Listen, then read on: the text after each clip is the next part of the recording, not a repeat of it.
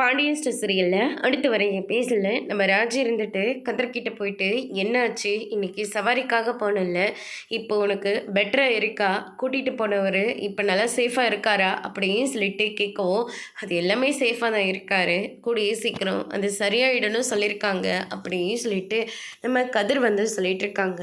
அதுக்கு அடுத்து தான் நம்ம பழனி இருந்துட்டு கதிர் அப்படின்னு சொல்லிட்டு கூப்பிட்டுட்டு இருக்காங்க. மாமா எதுக்கோ கூப்பிடுறாரு, நான் போய் பார்த்துட்டு வரேன் அப்படின்னு சொல்லிட்டு கதிர் இருந்துட்டு பழனி கிட்ட போறாரு. என்னாச்சு மாமா? இல்லடா ஏதோ வெளியில போனதா சொன்னாங்க, காலையிலேயே வந்து கேட்டேன், அதனால தான் வந்துட்டே இல்லைன்னு பார்த்துட்டு போலான்னு தான் நான் வந்தேன் அப்படின்ற மாதிரி சொல்லி சமாளிக்கிறாரு.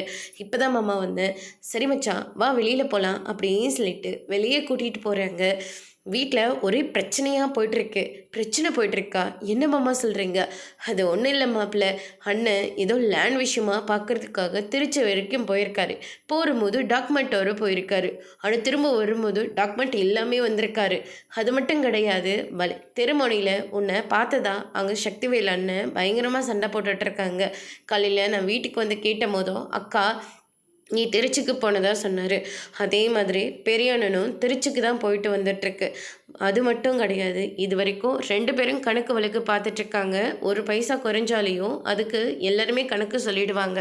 ஆனால் இந்த வாட்டி பெரிய அண்ணன் நிறைய பணத்தை எடுத்திருக்காரு. என்ன காரணத்துக்காக எடுத்திருக்காருன்னு எனக்கு சத்தியமாக தெரியாது.